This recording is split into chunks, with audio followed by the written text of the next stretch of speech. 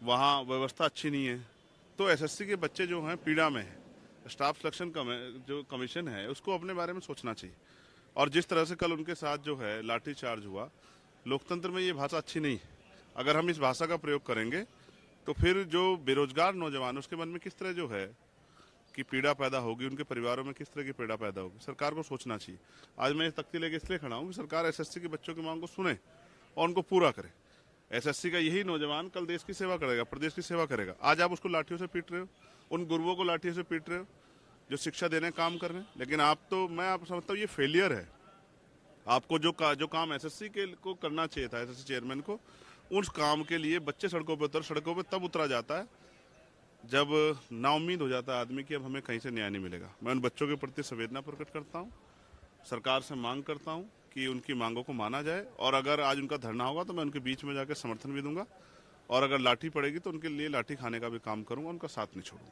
चंद्रशेखर जी, हम देख रहे हैं कि आप एक के बाद एक जन सरोकार के मुद्दे उठा रहे हैं। पहले दवा के मुद्दे उठाए, फिर यूपी में शिक्षा के मुद्दे उठाए, फिर इसके मुद्दे। सदन चल नहीं पा रहा है, आपको लगता है कि चलना चाहिए, ये सारे मुद्दे सदन के अंदर होने चाहिए? बिल्कुल चलना चाहिए, और ये सदन के मुद्दों पर चर्चा होनी चाहिए। आपको याद होगा जो मैंने शिक्षा का मुद्दा उठाया था, और एक दिन जब हाउस चला, 0 आवर मैंने सरकार को चैलेंज किया था कि सरकार ने 1 किलोमीटर वाला फैसला जो है कि जो 1 किलोमीटर के अंदर जो है, जो आरटीई के जरिए जो है, राइट टू एजुकेशन के जरिए कानून बना था केंद्र का 2009 में, और उसमें स्पष्ट हुआ था कि ये 1 किलोमीटर से दूर स्कूल नहीं होना चाहिए, वो सरकार ने कल माना। उस चेतावनी के बाद जब हमने कहा कि हम आंदोलन करेंगे, सड़कों पे जो है बवाल करेंगे, लोगों की लड़ाई लड़ेंगे, तब सरकार ने जो है कल, सर के जो शिक्षा मंत्री हैं उन्होंने इस बात को माना और कहा कि हम 1 किलोमीटर के अंदर से जो दूर स्कूल है उसको बंद नहीं करेंगे।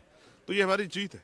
लेकिन अभी आंशिक इसमें और जो है लड़ाई कि ये सारे स्कूल मर्ज ना हो, ये सर कुछ बंद ना हो। उसके अलावा इन स्कूलों में जो है इनका बिल्डिंग जो स्ट्रक्चर है उसको मजबूत किया जाए, उनमें अच्छे टीचरों की व्यवस्था की जाए, टीचरों की कमी ना हो, और वहाँ सुविधाएं हों। बच्चों को जो है नए तरीके से जो है शिक्षा को आगे बढ़ाया जाए, शिक्षा को मजबूत किया जाए। इसके लिए भी हम लोग प्रयास कर रहे हैं। एक आखिरी सवाल है, कल मालेगांव ब्लास्ट का जो निर्णय आया, आज उसके बाद एक अधिकारी है, जांच अधिकारी, उन्होंने कहा कि उस वक्त उनके ऊपर दबाव था आरएसएस प्रमुख को फंसाने के लिए और तमाम सारे अन्य आरएसएस के नेताओं को फंसाने के लिए। देखिए, मैं स्पष्ट करना चाहता हूँ, 17 साल बाद क्यों बयान दे रहे हैं? 17 साल तक, और आपका जमीर क्या गवाही दे पाया कि आपने इस तरह का काम किया? इसका मतलब सरकार के प्रभाव में अधिकारी जो हैं वो गलत कार्य करते हैं। तो आज जो गलत कार्य माना जाए कि भारतीय जनता पार्टी सरकार के दबाव में हो रहे हैं, जो लोगों को फंसाया जा रहा है, मैं स्पष्ट करना चाहता हूँ ये गलत है। और अगर ऐसा कुछ हो तो उनको सामने रखना चाहिए। लेकिन 17 साल बाद इसका जमीर जागे, मैं उसको बहुत मजबूत व्यक्ति नहीं मानता हूँ। ऐसा लगता है कि हालात के साथ बदल रहे हैं लोग।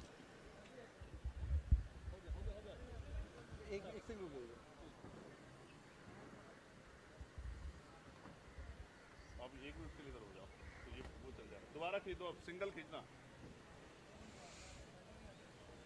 कैसी लगी पड़ी लाठी, कल बताओ। क्या बच्चों तो आज आप जाएंगे क्या जंतर मंतर?